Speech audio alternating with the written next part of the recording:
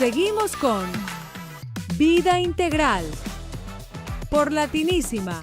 Aquí hablamos todos.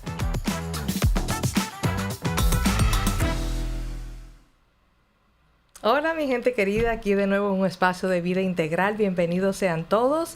Y aquí en esta ocasión tenemos una persona que habíamos prometido que la traeríamos de nuevo porque sabemos que dentro de su diversidad es multifacética. En esta ocasión vamos a estar hablando de que ella es la persona, estamos celebrando, que ha hecho el audio del lanzamiento de mi libro. Estamos aquí emocionados. Bienvenida, Josefina, una vez más a nuestro espacio. Gracias, encantada de poder compartir contigo una vez más. Y qué mejor que compartiendo, hablando de esta maravillosa obra que tú acabas de lanzar.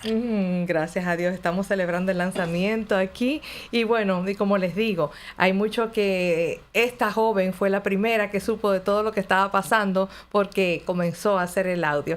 Así que queremos hablar un poquito del libro, estamos contentos y celebrando el lanzamiento. Y cuenta aquí, Josefina, ya hicimos el lanzamiento en el Consulado Dominicano de acá de la ciudad de Miami. Pensamos seguir una gira, pero aquí estamos hablándole un poquito más sobre el libro.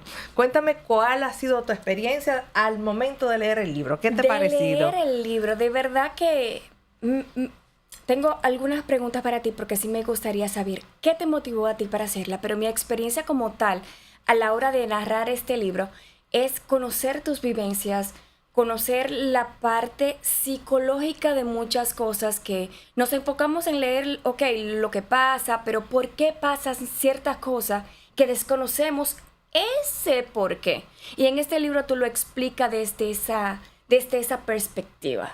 Así es, así es. Primero que todo, quiero darte las gracias públicamente, porque cuando me dijiste en el consulado, tengo que decirte eso, no te lo dije en ese momento, cuando me dijiste que te honraba ser mi voz, no te imaginas la emoción que me dio, porque a mí me honra que haya sido tú la voz de este libro. De verdad que Dios, tú sabes que nos puso en el camino y sabemos que por un propósito.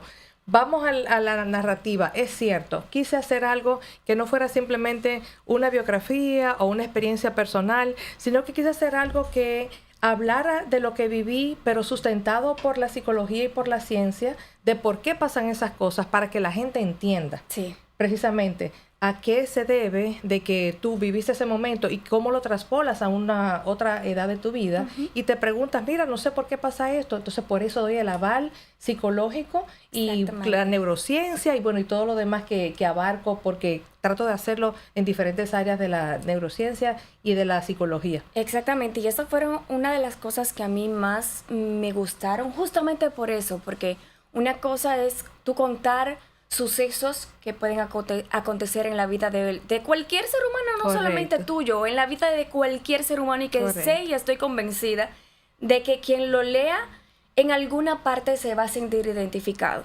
Y esa parte psicológica que tú le explicas al lector de que mira, esto pasó, pero pasó por esto y esto, y lo podemos manejar así. Créeme que será un libro muy enriquecedor. Esa es la palabra, enriquecedor, educativo. Porque sí, tú cuentas vivencias, pero también educa sobre cómo afrontar ciertas cosas. Así es. Que nos vemos en un momento y decimos, ok, ¿ahora qué hago? ¿Por qué a mí? Claro. Aquí hay muchas respuestas desde la neurociencia y la psicología que créanme que son muy interesantes. Sí, la idea fue esa y realmente, bueno, toda la gloria y honra para el Señor, porque sabemos que le damos siempre la gloria y honra a Él. Eso fue lo que quise hacer. Usé una narrativa y fue curioso porque me tengo que reír en esto. Quiero hacer la aclaración porque mi mamá me llamó la atención de que yo fui una niña muy feliz. Realmente yo tuve una niñez muy feliz. Mi mamá me decía, estás contando cosas como que tú no tuviste una niñez feliz. Nos estás echando al agua. Sí, yo tuve una niñez muy feliz. Sin embargo, acontecieron cosas a partir de los 11 años donde hubo un divorcio de mis padres, donde tuvo que ver una emigración de mi padre fuera de mi ciudad natal, que fue Santo Domingo, y entonces ahí comienza otra narrativa de mi vida. No quiere decir que no fui feliz. Y que es interesante porque a veces, ahora qué bueno que tú tocas ese tema de los padres, a veces como padres tomamos acciones que vemos en el momento y decimos, no, esto quizás no es nada, o no piensan en el momento la repercusión que eso puede traer hacia los hijos. Y los hijos lo sufren, lo padecen, lo sienten, lo traspolan hacia otras situaciones. la mentalidad de un niño de cómo afrontar ciertas decisiones no es igual a la de un adulto. Correcto. Y a veces un niño o un adolescente, una cosita así, Hace la gran diferencia. la pone asá. Hace la gran Y es diferencia. normal porque la mentalidad de un niño no está desarrollada a un 100% como para poder entender ciertas cosas. Correcto. Y aquí en este libro, señores, cómpranlo, léanlo, porque se explican muchas cosas. Y yo tengo una preguntita para ti. Cuéntame. Porque en toda la narrativa, la exposición, que por cierto, también tuve el honor, el privilegio de poder ser la maestra de ceremonia de este lanzamiento. Gracias. Yo tengo una pregunta. ¿Qué te motivó a ti a escribir este libro? Fíjate, yo desde pequeña parece que dentro de mi situación, sin saberlo, comencé a escribir. Y para mí era como una forma de desahogarme. No tenía la oportunidad de estar mucho tiempo en la calle porque a mi mamá no le gustaba. Y comenzaba a escribir. Comencé a escribir de mis cosas, lo que estaba pasando en el momento.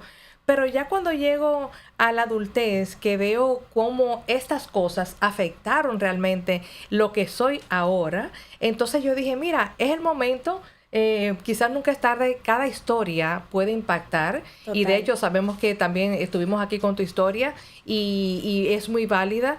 Y entonces, debido a un evento que estuve realmente el año pasado en Punta Cana, Global Minds, que es algo de lo que vamos a hablar más adelante, ahí estuve entre autores y dije, mira, sí, realmente valdrá la pena contar mi historia. Y entonces fue como quise darle ese giro, no solamente fue lo personal, sino que yo avalo todo con el conocimiento de la psicología, pero también a nivel espiritual, porque sabemos que traemos cargas no solamente genéticas, pero traemos cargas espirituales. Sí. Y traemos cargas de toda nuestra familia. Generacionales. Y eso generacional es correcto. Y eso ya, pues sí, marca nuestro ser. Y eso hago todo ese compendio en este libro, en esta narrativa. Y otra pregunta que también, créanme, como narradora, cuando voy leyendo, cuando voy narrando, a uno le surgen también muchas preguntas sobre cosas. No quiero hacer preguntas como del libro como tal, porque, ojo, léanlo, créanme, Sí, está no, muy no. interesante. Pero sí tengo una curiosidad. Me dices que comenzaste a escribir desde muy joven, desde pequeñita, y eso irlo ya desarrollando, y ciertos escritos quizás fueron evolucionando también con el tiempo.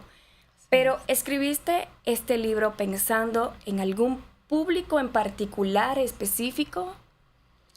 Muy buena pregunta. Me encanta que me la hagas. ¿Sabes por qué? Porque para mí el enfoque que le doy a este libro es que lo pueda leer desde un joven que tenga 16, 17 años, que tenga preguntas precisamente de por qué está en la situación que está, qué ha pasado con su familia, quizás no sepa mucho de su historia, pero también para una pareja que esté preparándose para el matrimonio, que diga, déjame equiparme para saber y reconocer cuáles son mis patrones de conducta antes de traerlo al matrimonio. También para un educador, un líder de un grupo, una pareja, ya después que eres adulta y dices, bueno, pero déjame ver antes de comenzar a educar qué debo aprender antes de aplicarlo en la crianza de tus hijos. O sea que realmente el público es muy amplio, no tiene un público en particular, está apropiado para todo tipo de público. Perfecto. Y yo tengo otra pregunta, señores. ¿La entrevistada salió siendo la entrevistadora el día de hoy?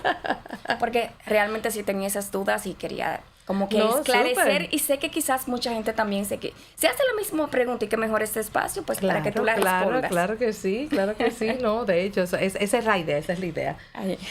¿Qué te aportó a ti Miren, este libro? mucho. No quiero hablar del libro como tal, como ya te comenté. Exacto. No quiero como que No vamos a hacer filtrar spoiler aquí. información Sí, que sí. está en el libro como tal, pero Sí. como mamá, yo soy mamá.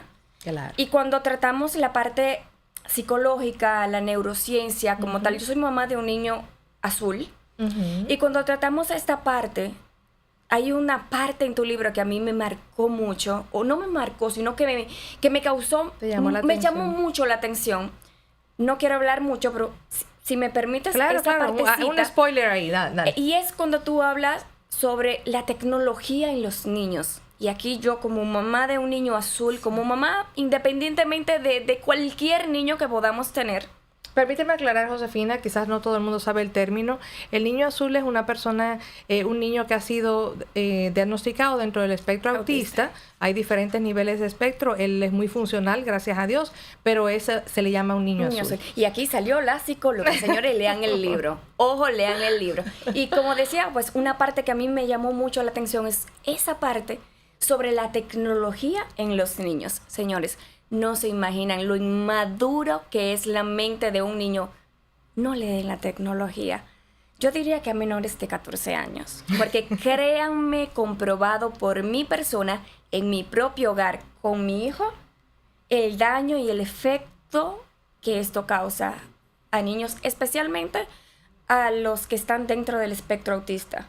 Yo diría que en sentido general, realmente. En sentido general, tienes razón, en sentido general. Precisamente por eso, si se fijan, antes, no solamente porque carecíamos quizás de un diagnóstico o de profesionales que lo hicieran, pero es una realidad que en esta época hay muchos niños diagnosticados con espectro autista, con atención de déficit de atención y de hiperactividad. Y eso se debe precisamente a un conjunto de cosas, porque hay que tomar en cuenta la alimentación, pero sobre todo la tecnología. Hay un sobreestímulo del cerebro. Un niño que los padres se sientan orgullosos de que con un año maneja un celular, permítanme decirle, eso no es un orgullo. Por ejemplo. Lamentablemente, no es un orgullo. Tú estás exponiendo a un niño a una sobreestimulación del cerebro, donde eso va a repercutir, por supuesto que sí, en su manera de pensar, en el desarrollo de sus neuronas, porque afecta. Y quizás muchos padres dirán, no, porque él solo entra a ciertas cosas. El brillo, la luz, los colores, ya es una sobreestimulación para el cerebro de un niño. Tal cual. Cualquier pantalla como tal, hasta la televisión, es una sobreestimulación. Definitivo. Fíjate que las neuronas en el cerebro de un niño están en formación. Cuando tú las sobreestimulas, no tiene una consecuencia de generación normal, sino que va acelerada. Eso puede causar atrofia, eso puede causar daños, eso puede causar lo que estamos viendo lamentablemente en niños que no están funcionando un 100% porque están siendo sobreestimulados por la tecnología, por las pantallas, por la tablet, por la televisión. Pena da que vamos a un restaurante, vemos los padres que cogen uno el celular, el otro el celular y al niño le ponen una tablet. Exactamente. Entonces, ¿qué vida que estamos viviendo? Se supone que vamos a un restaurante a convivir con la familia, a disfrutar de un momento. Señores, mi abuelo decía que la comida es sagrada. Es importantísimo ese momento. Que ni siquiera se habla. Usted termina de comer y luego hace la sobremesa. Pero hoy día es como tú dices, un teléfono al papá, un teléfono a la mamá, una tableta al niño, le ponen unos audífonos. Es y como ajeno y de hecho, después se quejan de por qué el niño no está reaccionando. Es que tú lo estás adormeciendo. Tú estás adormeciendo a un niño cuando tú le pones una tablet. Quédate ahí, imérgete en tu mundo y no socializa. Miren, ese momento es para tú compartir, para tú enseñarle cómo usar quizás los utensilios de la mesa. O sea, son muchas las oportunidades que uno tiene al momento de la mesa para poner un niño dormido en una tablet. Lamentable, un iPad. Eso no es procedente. Tú mencionaste 14 años. Realmente uno dice que puede comenzar a exponer al niño a los 5 años. No quiere decir que lo vas a dejar 5 horas jugando un videojuego, 5 horas en un teléfono porque tú prefieres tenerlo así para tú poder haciendo tu vida. Seamos más responsables, padres, realmente. Si nosotros decidimos tener nuestros hijos, es porque vamos a asumir la responsabilidad, vamos a capacitarnos para saber lo que no sabemos. Ya no hay excusas como en mi tiempo, de que yo tenía un libro que me decía simplemente cuál era el día a día de la evolución de mi embarazo. No, hay demasiado fuente de información para que ya tengamos la excusa de que nuestros niños tienen problemas por nuestra culpa. Desafortunadamente. Exactamente. Y bueno, volviendo al tema y a la raíz de todo el libro, esa fue una de las tantas partes del libro que leí que me llamó mucho la atención. Y me llamó la atención justamente por eso, porque yo lo estoy viviendo o lo viví en algún momento. Ya mi hijo definitivamente lo que tiene que ver con pantallas la tiene exclusivamente reducidas a un momento determinado y depende cómo se porte. Así mismo, que se vea como una gratificación realmente, Claro. no como que es algo normal. Por una gratificación te voy a dar un momentito que tengas el celular. El fin de semana, tienes un tiempo libre, pero en fila lo interesante es que es una gratificación, no es la norma. Y yo debo decir de mi parte que a mí lo hice también porque me sentía un compromiso con mis hijos, porque yo con desconocimiento traté de asumir tanta responsabilidad que fui una madre autoritaria. Sí. Autoritaria, ahí también Que hay explica un también. poquito de Señores, eso no en el vamos libro. a hablar del libro porque vamos a desglosar el libro completamente acá, pero sí, también esa parte, lean el libro porque hay muchos temas. Muchos temas que tratar. temas diferentes que créanme que padres, no padres, futuros padres, que ya fueron padres, no importa quién, léanlo. Por eso digo que es amplio el público que puede leerlo, porque hay de verdad, es un compendio, no quise hacerlo bastante extenso. Invito a que lo lea, a que si quiere buscar más información sobre algún tema en específico, que lo haga, porque la idea es esa. Quizás no tuve el tiempo de desglosar todo a mucho detalle, pero quizás dar pinceladas para que la gente se interesara en esos temas que vale la pena que lo tomen en cuenta. No, y que conociera. Yes. La parte psicológica de todo. Así es. Y bueno, ahí también tratamos nosotros el tema de inmigración.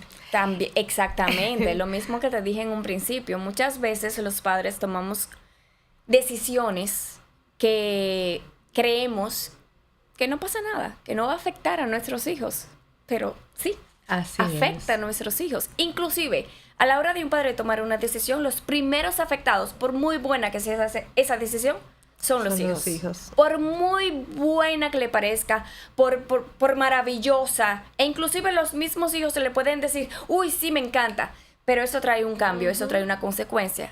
Y tenemos primero que pensar en ellos. Claro, no, y siempre y cuando el niño tenga la opción de opinar. Bueno, ¿Estoy de acuerdo o no estoy de acuerdo? Claro. Porque en mi tiempo, yo a los 17 años... Era dedocráticamente.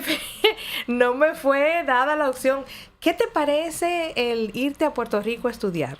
A mí no me consultaron. A mí me consideraron de que era interesante, era para mi bienestar que yo me fuera a Puerto Rico a estudiar. Entonces, eso también lo cuento. Interesante que sepas cómo se llama todo el proceso que uno vive como inmigrante en el momento que uno inicia una nueva vida en otro país, no necesariamente Estados Unidos. Que no es fácil para un adulto, imagínate para un niño, 13 años. 17 años. 17, un adolescente. Recuerden que los adolescentes tienen la mentalidad inmadura donde están en un trance que no saben ni quiénes son ni lo que quieren. Y sobre todo en nuestra época, porque Exacto. ya ahora un niño de 17 años quizás ya no tenga esa misma... Aún en esta época, para mí un niño de 17 años no sabe ni quién es, ni lo que quiere, ni para dónde va. Por eso muchas decisiones esperan a que el niño tenga cierta edad y cierta capacidad para poder elegir hacia dónde tú vas y qué es lo que tú quieres. Y te quiero agregar a eso, que eso tiene su base psicológica. O sea, también lo explico en el libro.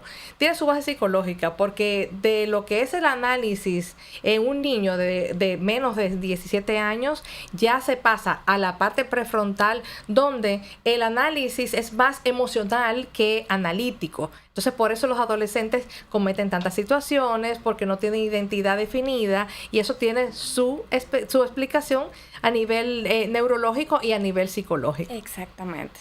Y nada, estamos desglosando el libro acá. Señores, ya no vamos a hablar más. Vamos a continuar conversando de otro tema. Vamos a comenzar otro tema. Queremos que ustedes compren el libro, lean el libro, porque Así es. Hay mucha información. Solo fue una pincelada, pero hay mucha información interesante dentro del libro. Qué bueno que te gustó, de verdad. No, de verdad esa es que la sí. idea, y la idea es que, bueno, aportar con esto, realmente eso fue la idea, y lo pueden encontrar en Amazon, está en Barnes & Nobles, y bueno, ahí le vamos a poner el link en el video, después lo pueden ver tranquilo. Pero vamos a entrar en otro tema. Cuéntame. Dentro de lo multifacético, sabemos que esa es una de las partes que tú haces, que tú eres voice over, y precisamente por eso eres, gracias al Señor y un honor para mí, la voz del libro. Gracias. Cuéntame cómo tú trabajas en esa, qué tanto te envuelves quizás, qué tanto te requiere de ti para tú entrar en una narrativa de un libro a nivel de audio. Mira, para narrar cualquier tipo de narración uno tiene que entrar en personaje. Un narrador no es solamente un locutor o cualquier persona que puede leer algo, sino alguien que se entre en el personaje. Por ejemplo, en ese libro yo fui Francesca. Yo dejé de ser Josefina para ser Francesca y explicar todo lo que conlleva el libro, o narrar, mejor dicho, Claro. todo lo del libro desde la perspectiva de Francesca. Por lo que un narrador de audiolibro tiene que ser un actor. Eso te iba a decir, realmente. Totalmente. Tiene que ser realmente una actriz dentro de, claro, en audio, pero es una actriz. Porque tienes que asumir sí, el totalmente. personaje, ¿no? Yo dejo de ser Josefina y automáticamente me convierto en Francesca. Y a mí me encanta cuando yo te pongo así a hablarte, porque sé que eres voiceover, y te pongo a hablar así como una niña de 11 años. ¿Cómo tú asumiste ese personaje en ese momento de una niña que decía que sentía ciertas cosas que no entendía? Mira, la voz se educa, la voz se maneja, la voz se moldea. Se moldea a como tú quieres. O sea que yo puedo ser cantante, si yo quisiera. Si lo estudias, por supuesto. Porque es algo que me gusta, aunque hay que no lo tener soy. en cuenta que no todo el mundo tiene oído musical, pero eso se desarrolla. Y creo que con estudio, no sé, los cantantes me dirán, yo no canto, yo canto en la ducha y cuando lo hago se ve el agua, o sea que no quiero entrarme a un tema que desconozco, que es el canto, pero el oído se educa. Por ejemplo, en la locución también, en la narración, la actuación para caricaturas, para cualquier cosa, el oído se educa. Tú te escuchas y tú vas educando tu oído hacia lo que tú consideras que, o no lo que tú consideras, siempre es bueno tener una guía, hacia lo que está bien. Okay. Y con el tiempo, con el estudio, la práctica, hay que ser muy consistente, muy persistente, insistir, jamás desistir, y hasta llegar a donde, o lograr hasta lo que tú quieres lograr con lo que te pongan. Proponga. Bueno, y me encantó, te debo decir, me encantó como vi como tú manejabas todo, la maestría de ceremonia la hiciste excelente porque Gracias. no lo hiciste en un tono, un tono muy llano, muy estático, sino que alzabas la voz, No, por te eso. involucrabas con la gente, Claro.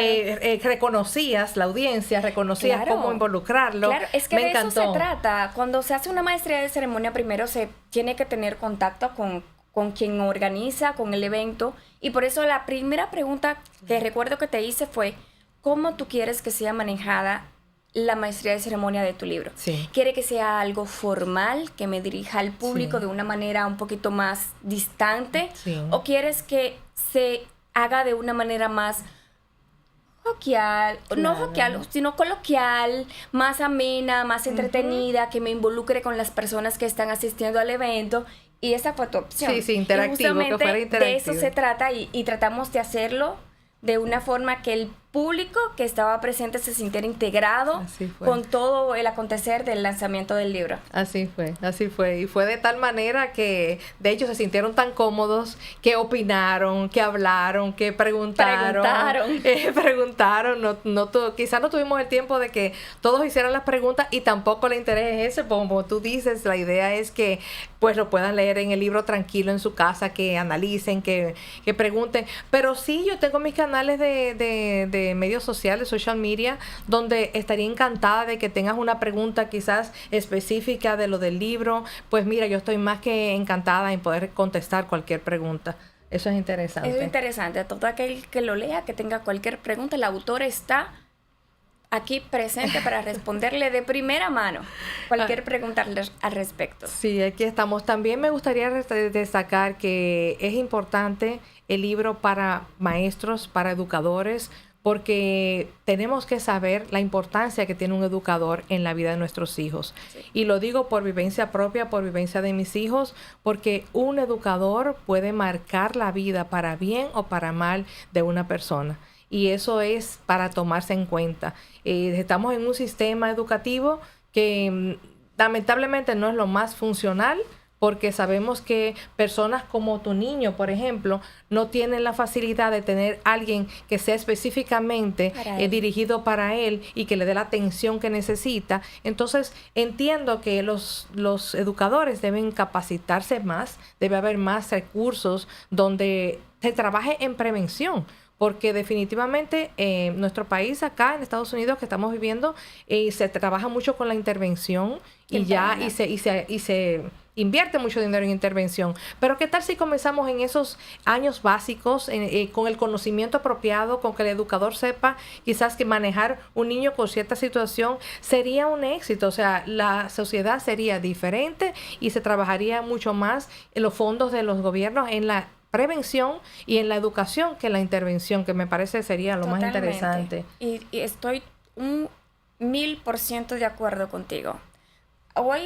Hoy día en Estados Unidos, gracias a Dios, la intervención temprana, la asistencia de los profesores, hasta el momento yo estoy ultra mega agradecida con todo el apoyo que ha tenido mi hijo, pero en nuestros países no es el mismo tema y sería muy interesante, sería muy beneficioso para los niños que los educadores justamente tomen ese extra de currículum para tratar a esos niños. Que se le fuera inclusive requerido, así como se hacen sus capacitaciones en ciertas áreas, que también tengan la capacidad, porque ya estamos muy a favor de la inclusión. Sin embargo, si la inclusión no es manejada correctamente, ni se beneficia al niño, ni se beneficia exactamente. No existe. Si no se hace una inclusión correcta, ni siquiera la menciones, porque no existe.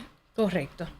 Entonces, para mí es lo que acaba de decir Josefina. La inclusión correcta sería que tú vas a incluir un niño, pero que se va a sentir cómodo, que no se va a sentir quizás que está agraviando el espacio del otro niño, que no tenga quizás una condición diagnosticada, pero que ambos se beneficien. Exactamente. Ambos se beneficien. Entonces es importante eso, que los educadores quizás se tomen un tiempecito extra, como tú dices, aunque no sea mandatorio, pero cómprate un buen libro, cómprate algo que te eduque para que la sociedad en general sea mejor, porque no solamente eres un educador de tus alumnos, eres un educador de la sociedad. Del futuro. Y nosotros, ¿Quiénes son los niños? Son el futuro de mañana. Entonces nuestro futuro está en manos de nosotros como padres, por supuesto, porque somos los primeros en primera línea, los que estamos ahí pendientes de los hijos. Que algunos no creen, ¿eh? Bueno, ojo, hay padres que entienden que toda la educación está para la escuela. No, señores, la primera educación es nuestra casa. En la escuela te enseñan matemáticas, ciencia, pero la educación como tal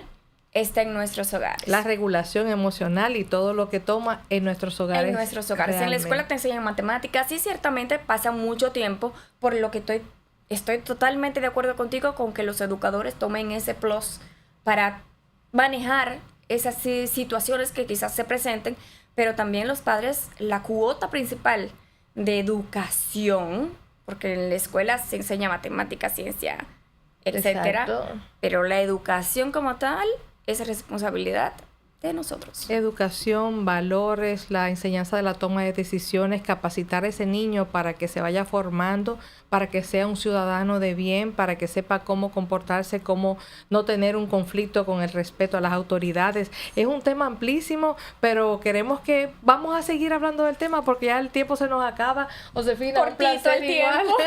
Un placer para mí siempre. Esto va a ser un transcurrir, esto va a ser no solamente este libro, así que sabemos que vamos a seguir más adelante. Amén. Y gracias por estar aquí presente y en parte de este proyecto. Encantada, yo encantada de poder colaborarte y más con este libro que tiene tanto conocimiento, tanta aportación a la sociedad como tal, que honrada de poder ser la voz de este maravilloso proyecto. Seguimos en proyecciones en otros países, así que le estaremos diciendo. Hasta entonces, feliz tarde.